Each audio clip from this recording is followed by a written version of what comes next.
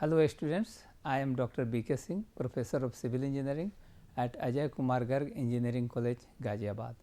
So, today we will be discussing unit number 2, lecture number 2, supplementary cementing material part 2. So, in this particular lecture, I will be going to give you the focus on fly ash. Okay.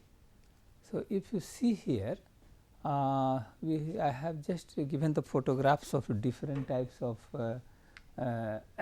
cementing material.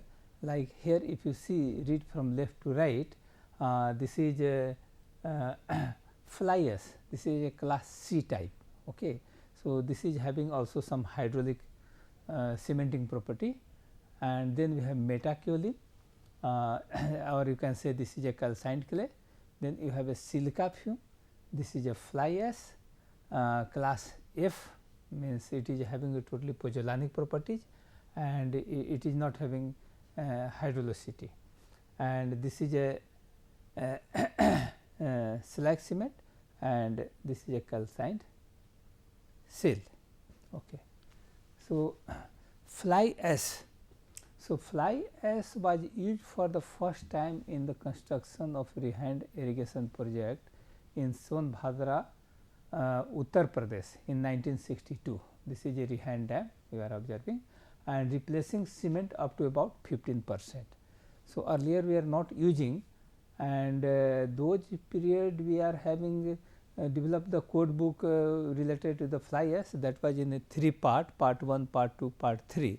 So, in 80s they have changed to grade 1 and grade 2, and once again in 2003 not 3 sorry 2013 we have made it part 1 and part 2, that was the thing.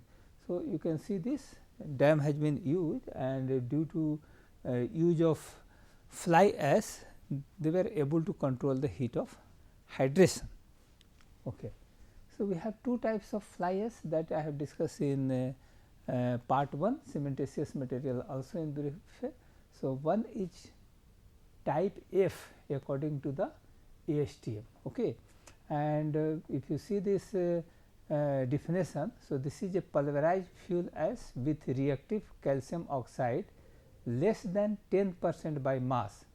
Such fly ash are normally produced from burning anthracite or bituminous coal, and has pozzolanic properties. It is not having cementing properties, hydraulic. So, in the presence of water it will not react. So, you need certain calcium hydroxide to react with this fly ash, because this is having a pozzolanic properties. Okay. And all these details, this definition has been taken from part 1 and part 2, both the part they have given this definition. And if you see the calcareous pulverized fuel ash, and according to ASTM we can say C type of fly ash.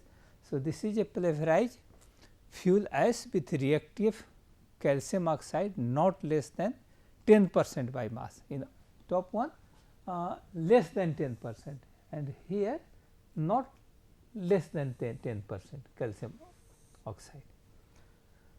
And such fly ash are normally produced from lignite or subbituminous coal, and they have both pozzolanic as well as hydraulic properties. So, this type of two types of fly ash we have, one is C type, another is F type.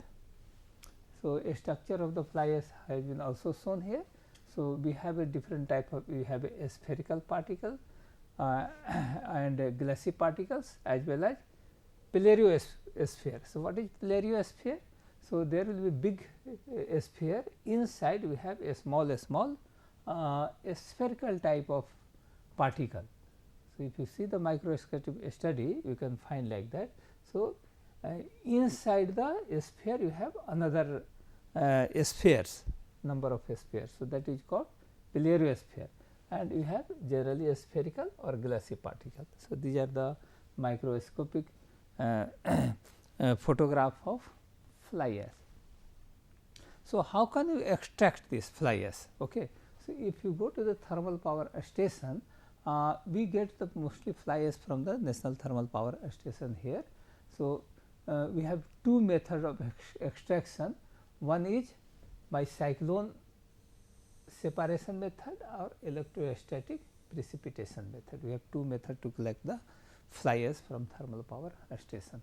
So, fly ash may be extracted from flue gases of ground or pulverite or crushed coal or lignite fired boilers by any suitable process. One is cyclone separation method and another is electrostatic precipitation method. Bottom ash from the boilers shall not be added to the fly ash. So, bottom ash will not be considered as fly ash. Okay. So, just see the schematic diagram of the fly ash.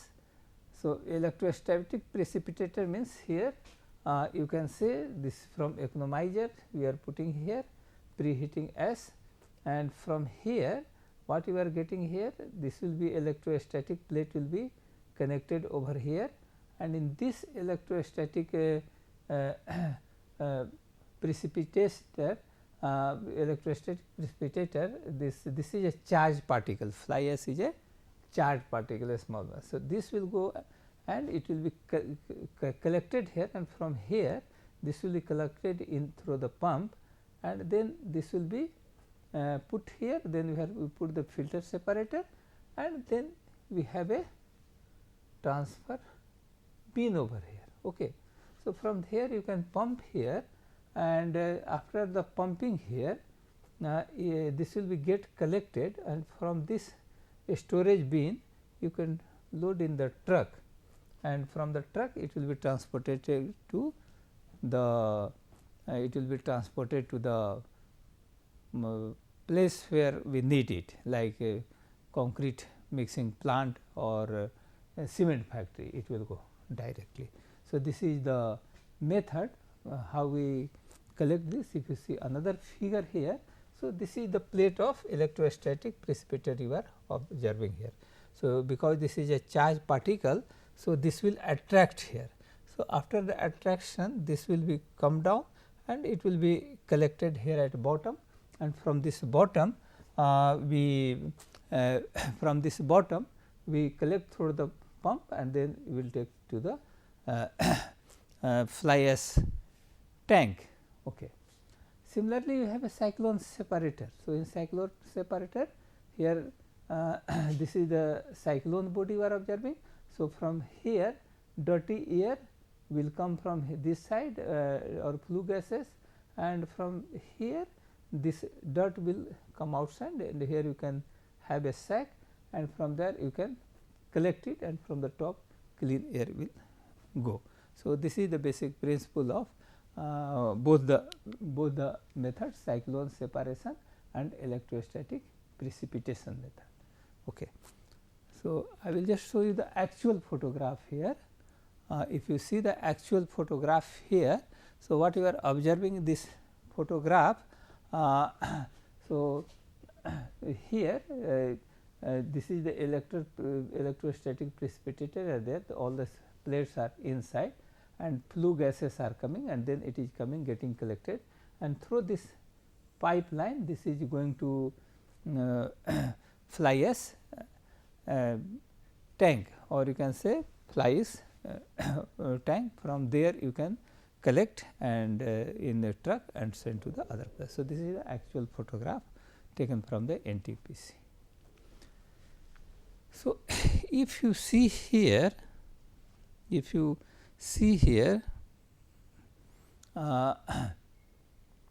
chemical what is the chemical requirement, if you go to the IS 3812 part 1 2003, and this has been tested as per the IS 1727 and IS 4032. So, so if you see the two parts, siliceous pulverized fuel ash or calcareous pulverized fuel ash.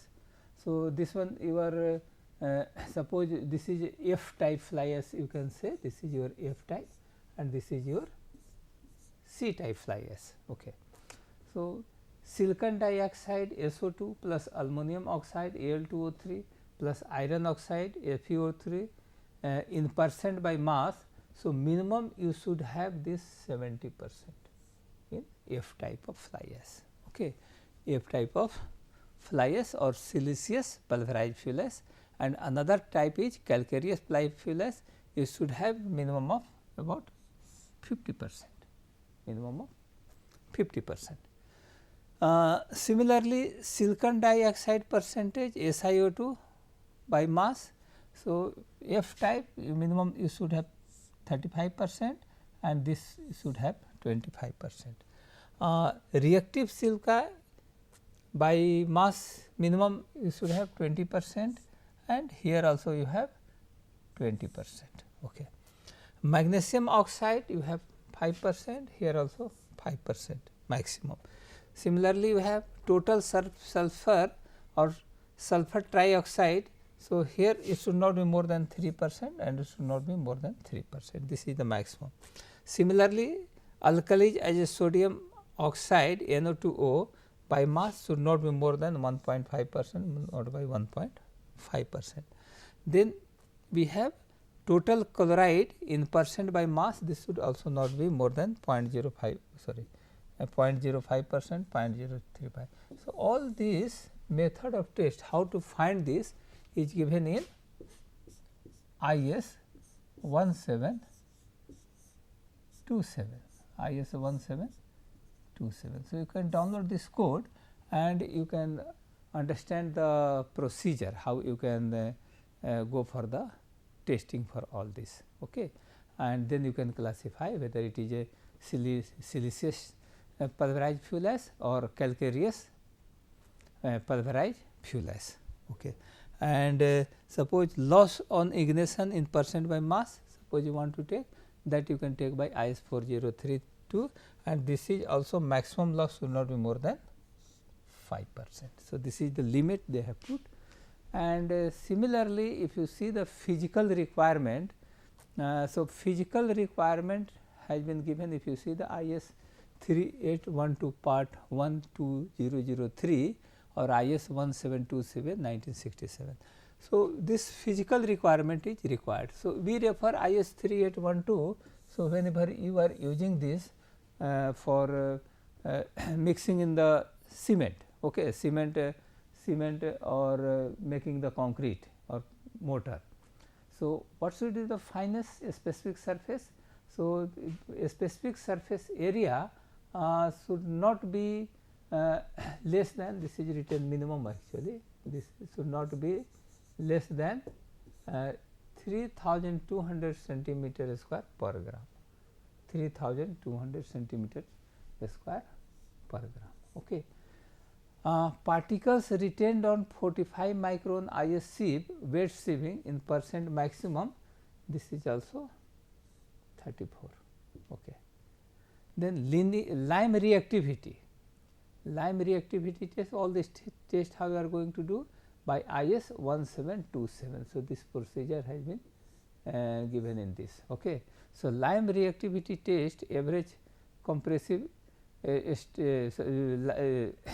lime should be 4.5. Okay. So, no, this is not there, this is wrongly. So, then we have compressive strength at 28 days in Newton per mm square. So, what they say, minimum not less than 80% of the strength of corresponding plain cement mortar cubes. So, how you have to make it? So, there is a procedure which has been laid down in 1727. So, for getting the compressive strength of pozzolanic material here, we have to take a cube of size 50, size of the value is 50 mm. Okay. And suppose you are doing the strength for defining compressive strength on the cement. So, that case we are taking the size of 70.7, means surface area should be 5000 mm square. Okay. So, that you are supposed to understand here. So, if you are using the plain cement mortar, okay, without considering the fly ash, if you are adding the fly ash, their value should not be less than 80% with respect to plain cement mortar cube. Soundness by autoclave test you are dating, that should not be more than 0.8%. Okay. So, fly ash of fineness 2500 centimeter square per gram minimum is also permitted to be used in the manufacture of Portland Pozzolana cement. So, suppose you want to make a PPC cement. So, here grading was how much? Limitation is it should be minimum 3200 centimeters square per gram. Okay. Per gram. Okay. So, in this case, even the value is coming about 2500 centimeters per gram, that can also be used, but what you have to do? You have to intergrind. Whenever you are making the cement, that process you have to take it to ball mill during the crushing of clinker, and clinker you have to crush it to the fineness of 3200 centimeter square per gram or to the fineness of the resultant PPC. Because sometimes what will happen, to get the early strength we need to grind more. So, sometimes they grind up to 3500 or 4000 centimeter square. So, in that case what you have to do? You can grind up to 4000 centimeter square per gram, because cement manufacturer they want early, because rate of reaction is very slow in the case of this Portland Pozzolana cement. So, getting the 28 dead strength as a OPC ordinary Portland cement, because PPC should also develop a compressive strength of 33 Newton per mm square at the age of 28 days, just like ordinary Portland cement. So, they sometimes they grind more. Okay. So, what they say, you have to increase the fineness of fly ash from 2500 to 3200 centimeters. So, determination of compressive strength of Pozzolana cement mortar. So, what you have to take? Size of a specimen of the is 50 mm side cube. So, you have to take the ratio. You have what should be the ratio? Ratio is Pozzolana cement standard sand. So, Pozzolana means here fly ash. What you have to take? Fly ash you have to take, cement and standard sand. Okay. So, we have to take BIS sand, IS that gone by IS 650. So, that sand you have to take, and that comes in 3 parts. One okay. So, all these 3 parts you have to take 1/3, 1/3 and 1/3. Okay. So, that ratio is 2n 0.8 and 3 by weight. So, 2n is the fly ash, 0.8 is the cement and 3 part by weight is standard sand. Okay. So, what is n? Where n is nothing but a specific gravity of Pozzolana divided by a specific gravity of cement. So, you have to find out the specific gravity of Pozzolana also. Pozzolana means fly ash here, and a specific gravity of cement. Okay. So, water is determined from flow table test for flow of 105 plus minus 5% with 25 drops in 15 seconds. So, we have to take the flow table, and flow table you have to fill the mortar in a standard condition, and you just drop it with the height of 12.5 mm for 25 times in 15 second. Okay. So, in 15 second. So, that is the things, and that you have to make it the value for what should be the value of water for this ratio, because this is the value of fly ash, this is the cement and this is sand. Okay.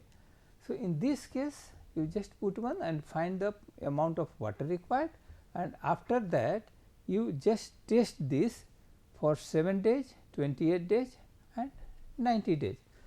So, why they have given this 90 days also? Because reaction will be continuing for longer time here. So, you for each and every test you need a 3 samples, okay, 3 cubes, okay, 3 cubes, and you take the average.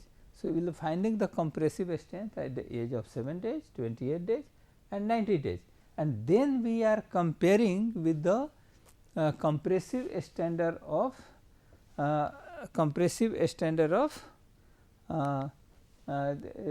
plain cement mortar without mixing the fly ash. So, that value at all the 3 stages 28 is there, but although you can check for the 90 days also. So, it should not be less than 80%. So, this is the requirement of the IS 3812 part 1 2003. Okay. So, what is the effect of fly ash on fresh concrete? So, fresh concrete, or you can say green condition. So, that is they are going to reduce the water demand, that is going to reduce in bleeding, there will be reduction in drying shrinkage, there will be reduction in heat of hydration. So, when because this is a particle is spherical in nature, so whenever we are adding the fly ash, so that will act like a you can say a grease. So, that will be water cement ratio requirement is going down, and drying shrinkage is also reducing, bleeding is also reducing. So, this is good for green condition, fresh condition. So, that is going to affect your workability. So, we are getting the reduced water cement ratio for the same slump value. Okay. And there is a reduction in heat of hydration also, because this is going to react with the calcium hydroxide, and this is you are going to reduce the percentage of cement. Okay. Suppose you have replaced cement by 30%. So, amount of 30% cement. So, who is responsible for more heat of hydration? Yes, that is C3A and C3S and C3A. So, that amount will also reduce automatically by 30%. So, heat of hydration will be less. So, if you observe here rise in temperature here, that is done by the researcher here. So, so they have taken 30% fly ash and one content they have no fly ash. So, if you see here there is a reduction in rise in temperature. Here you can see it is 22 and here you can say around 27. So, at least what we are observing, at least 5 to 6% there is a reduction in temperature and each and every stage. Okay. So, what is the effect of fly ash on hardened concrete? So, due to continued long time, that is months to years, pozzolanic reactivity concrete develops greater strength at later age. So, initially gain of strength will be slow, but as the time passes the strength of the concrete will be more if you are using the fly ash. That is the advantage we are getting here, and what we are observing, this reaction is continuing months to years. If you see the reactions, if you want to check here, so we have two components which is responsible for producing the calcium hydroxide.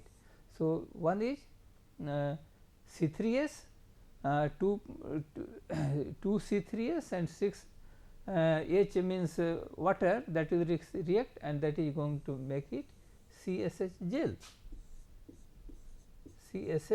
gel, and calcium hydroxide. So, this calcium hydroxide here also C2S plus 4 times water. Here also it is going to make it CSH gel plus calcium hydroxide. So, what you are observing here? So, this calcium hydroxide will react with silica or alumina, silica oxide or aluminum oxide present in the fly ash. Okay. So, what benefit we are deriving here? Suppose you observe here, this reaction is slow. This will reaction will continue say up to 28 days. Okay. But this is very slow reacting C2S. So, this slowly reacting and this will go more than year. So, what is the calcium hydroxide you are getting? That is going to react with the silica present SiO2 or Al2O3 present in the lime. Okay. So, here if you take the calcium hydroxide from this byproduct of the cement here, so we have calcium ion and hydroxyl ion. So, this is going to react, this calcium and hydroxyl ion is going to react with SiO2, silica here, reactive silica here, and once again they are going to produce calcium silicate hydrate. And similarly, this calcium ion and hydroxyl ion is going to react with Al2O3, and once again they are going to make the cementitious material calcium aluminate hydrate. So, these two are once again responsible for bond. So, this is going to give you once again cementing property. Okay. So, already we have some cementing property here, this is also increasing. So, we are going to get increased strength even at later age.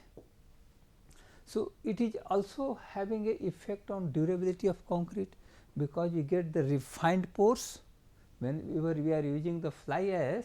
So, this calcium hydroxide is getting converted to the CSH. Okay.